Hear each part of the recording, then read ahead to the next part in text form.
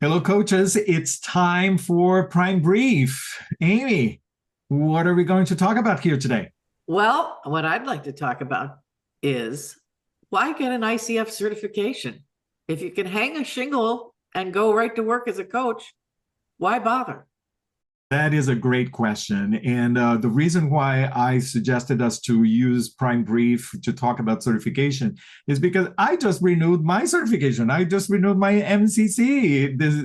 Just got everything. And so, yet, here is me again recommitting to the certification process with the ICF. And I think that this is crucial. Oftentimes when I hear coaches talk about certification, why should I get an ICF certification? I sense that there is an individualistic mindset to like, what is in it for me? So if I get a certification, will the ICF help me build my business?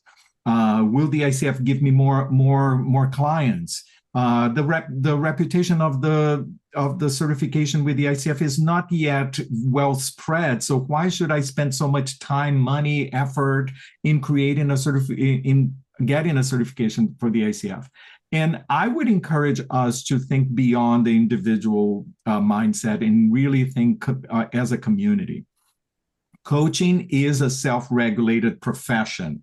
And therefore, there is it's imperative for us to come together as coaches so that together we are able to build the reputation of the community and build the reputation of the profession. So yes, it may not be a direct benefit for me. Yes, it does build reputation for me, and we will talk a little bit about this here today, but it builds the reputation of the profession in general because we are together. We belong to an organization. And worldwide, the ICF has done tremendous work. The ICF alone has brought this profession into being a $15 billion industry.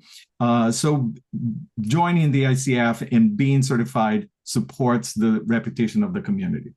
I'm with you. And you said a really important word a second ago, and that was belonging.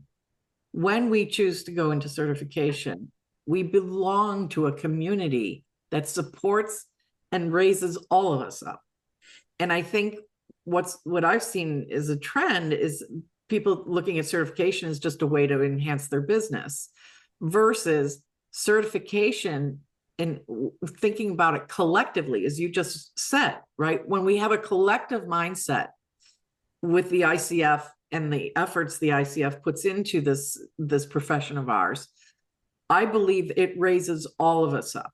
And so I always encourage people to think of the ICF not as a they, the ICF, they did this or they did that.